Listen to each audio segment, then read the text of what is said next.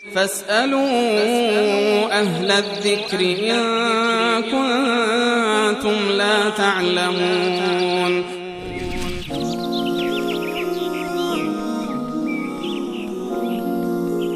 بیننده دیگری سلام کردن. علیکم السلام. سوالی داشتم، در نمازهای جهری به خصوص رکعت‌هایی که امام جماعت با صدای بلند تلاوت می‌کند، من فقط به قرآن گوش میدم، آیا اشکالی دارد یا نه؟ نماز صبح چی؟ خیلی ممنون.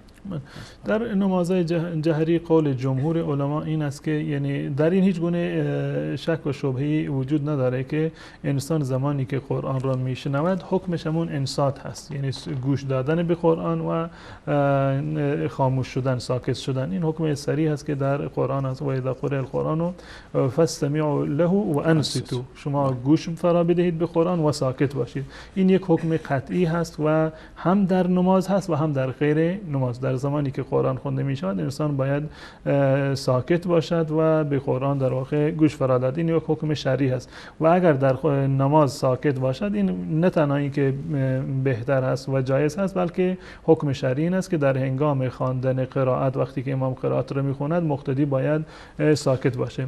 منتها یک بحث این قول عموم فقها است، یعنی در این زمینه هیچ گونه شک و تردید وجود نداره که در هنگام قرائت امام انسان باید ساکت باشه.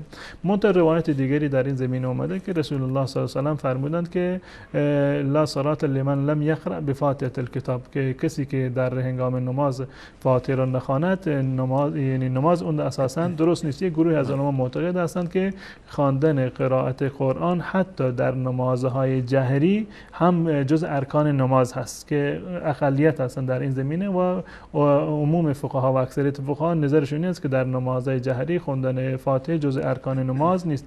حتی اون گروهی از فقها که معتقد هستند که خواندن فاتحه در نمازهای جهری جز ارکان نماز هست، اونا هم میفرمایند که در هنگام قرائت انسان باید ساکت باشه و فقط در جای وقتی که امام ساکت هست و چیزی رو نمیخونه، در اون زمان در واقع سوره فاتحه رو پشت سر امام بخونه.